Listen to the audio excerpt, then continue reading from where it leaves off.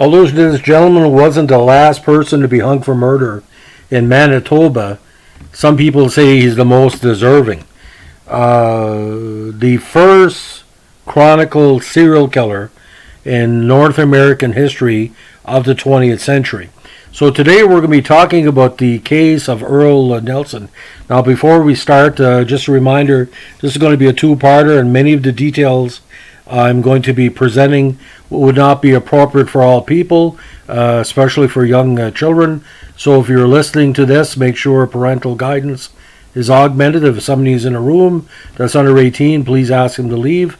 We are presenting this just as a point of fact about the history of executions in Canada. We're not glorifying the case or taking advantage of it. It's more as a public service to let people know what Canada did in its justice system to stop this serial killer from killing more people. Now, Earle Leonard Nelson, nee Farrell, born May 12, 1897, is also known in the media as the Gorilla Man, the Gorilla Killer, and the Dark Strangler. Now, he was not only a serial killer, he was a known rapist and necrophile. Again, he was the first known American serial killer of the 20th century in North America. Now, born and raised in San Francisco by a devoutly Pentecostal grandmother, Nelson exhibited bizarre behavior as a child, which was compounded by head injuries he sustained in a bicycling accident at age 10. After committing various minor offenses in early childhood, he was institutionalized in Napa for a time. Now, Nelson began committing numerous rapes and murders in February of 1926, which would make him about 28, primarily in East West Coast cities of San Fran and Portland, Oregon. In late 26, he moved east, committing multiple rapes and murders in several Midwestern and East Coast cities before moving north into Canada, where he raped and killed a teenage girl in Winnipeg. After committing his second murder in Winnipeg, he was arrested by Canadian authorities and convicted of both murders and sentenced to death. He was executed by hanging in Winnipeg in 1928. Now, they're not really sure how many murders and major crimes he committed. As low as 22, as high as 29 to 35. That's for the midst of time. We'll be going over some of the particulars of these victims in this podcast series. Now, in undertaking these crimes, Nelson had what you call a style or a modus operandi. Most of these victims were middle-aged landladies, many of whom we would find through room-for-rent advertisements. Now, posing as a mild-mannered and charming Christian drifter, he used the pretext of renting a room in the landlady's boarding houses to make contact with them before attacking. Each of these victims were killed via strangulation, and many were defiled after death. His penultimate victim, the 14-year-old girl named Lola Cohen from Winnipeg, was the only known victim to be significantly mutilated after death.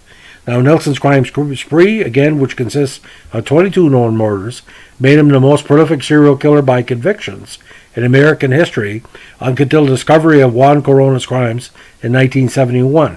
And he was also the source of inspiration for Alfred Hitchcock's 1943 film Shadow of a Doubt, starring the great Joseph Cotten, which is available on numerous streaming services in North America.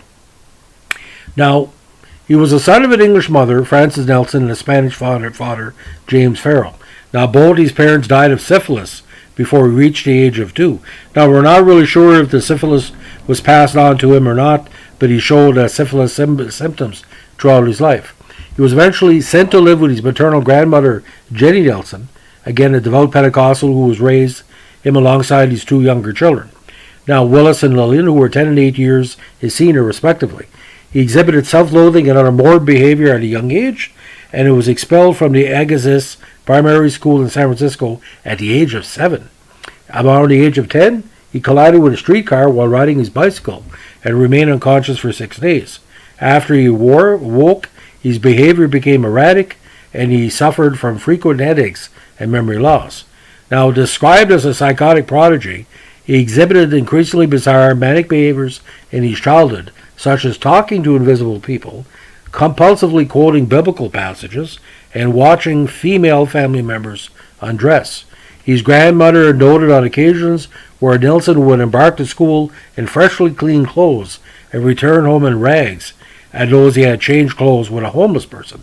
Nelson's strong religious upbringing remained a pervasive influence in his life, and he obsessively read the book of Revelation as a teenager.